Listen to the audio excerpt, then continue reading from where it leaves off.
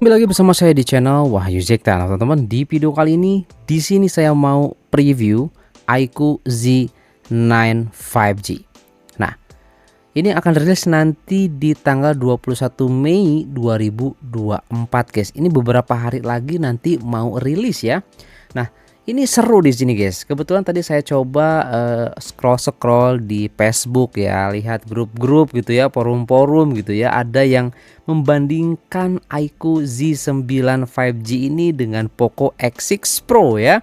Apakah memang sebanding gitu ya? Dan ada juga yang bandingin Infinix GT 20 Pro dengan Poco X6 Pro. Apakah juga sebanding? Nah, kalau untuk Poco X6 Pro versus Infinix GT 20 Pro mungkin nanti kita coba bahas, teman-teman. Kali ini kita coba bahas iQOO Z9 5G ini nih ya.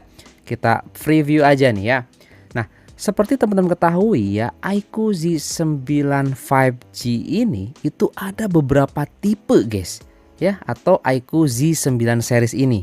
Nah, kemungkinan untuk yang rilis di Indonesia ini adalah iQOO Z9 versi yang di Cina.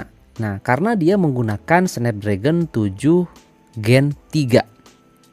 Nah, apakah Snapdragon 7 Gen 3 ini sebanding dengan Poco X6 Pro yang menggunakan Dimensity 8300 Ultra yang sudah support ray tracing? Oke, guys. Nah, di sini teman-teman nanti bisa dinilai sendiri ya. Dan nanti kita coba lihat juga untuk penyimpanan UFS-nya, dia berapa sih gitu ya. Di sini belum disebutkan, guys. Ini di situs resminya Vivo ya. Nih. Nah, cuman di sini memang dia mempunyai ya vapor chamber atau area pendinginannya ini seluas 6000 mm persegi, dan ini luas banget, guys. Ya. Dan ini mirip juga nih dengan yang ada di iQOO Z9 Turbo. Nah, guys ya, apa bang ada yang turbo? Nah ya, oke. Nah, nanti yang rilis di Indonesia tanggal 21 Mei itu yang iQOO Z9 5G yang pakai Snapdragon 7 Gen 3. Ingat ya guys ya. Nah, kalau mau yang sepadan dengan Poco X6 Pro, sebenarnya itu yang iQOO Z9 Turbo, guys. Gitu ya. Nih, kita coba lihat di sini spesifikasi lengkapnya di GSM Arena ya. Oke. Nah, ini yang pertama. Nah, yang pertama ini adalah Vivo iQOO Z9. Oke. Yang sudah rilis ini Maret ya, 13 Maret 2024 kalau nggak salah di India.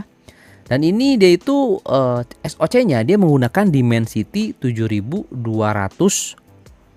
biasa kayaknya nih yang 4 nanometer ya. Nah, ini MediaTek Dimensity 7200 dan dia menggunakan UFS 2.2, guys.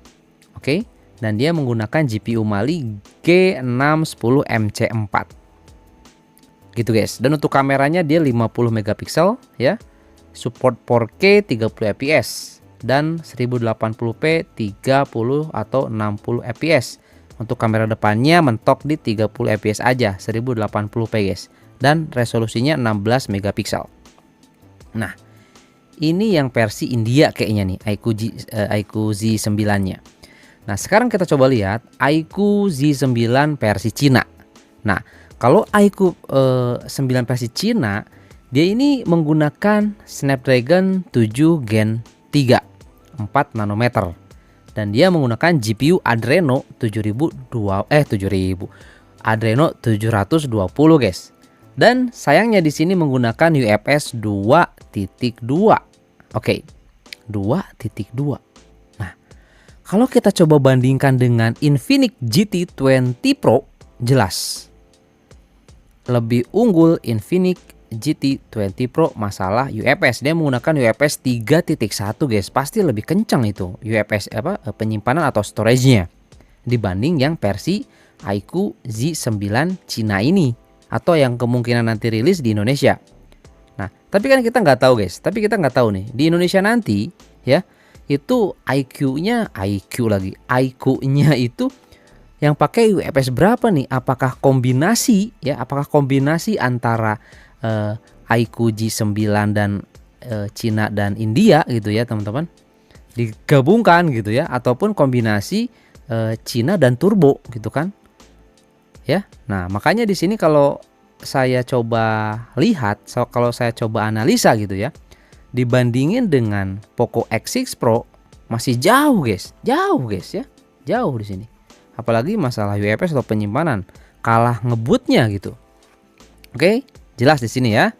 Nah, sekarang di sini kita coba lihat Vivo iQOO Z9 Turbo. Oke, nah kalau yang ini baru deh. Kalau dibilang sepadan dengan Poco X6 Pro, iya guys.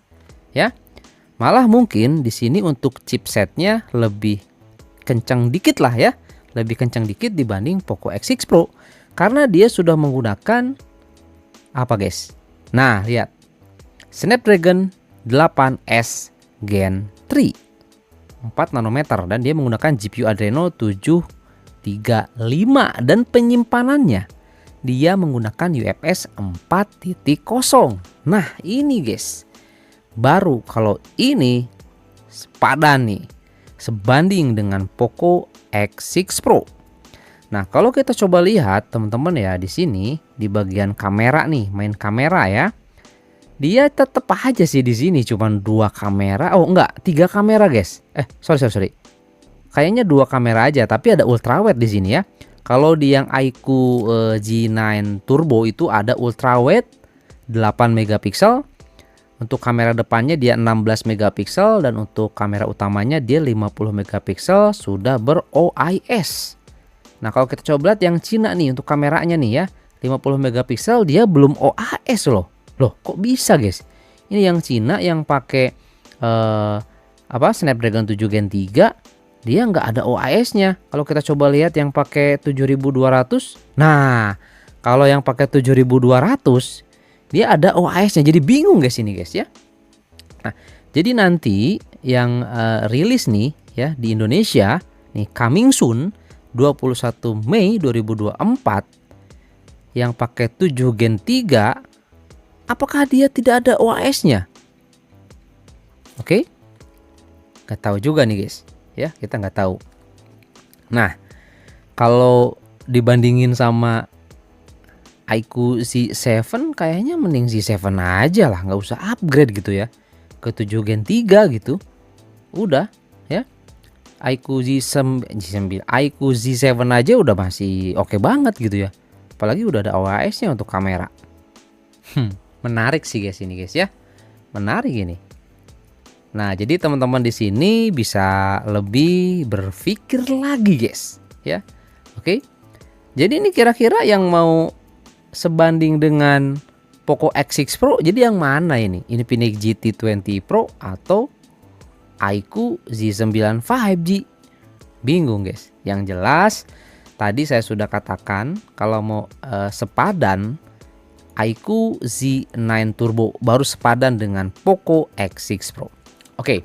Nah, di sini kita coba lihat guys. Saya mungkin lebih detail di iQOO Z9 Turbo ya guys ya.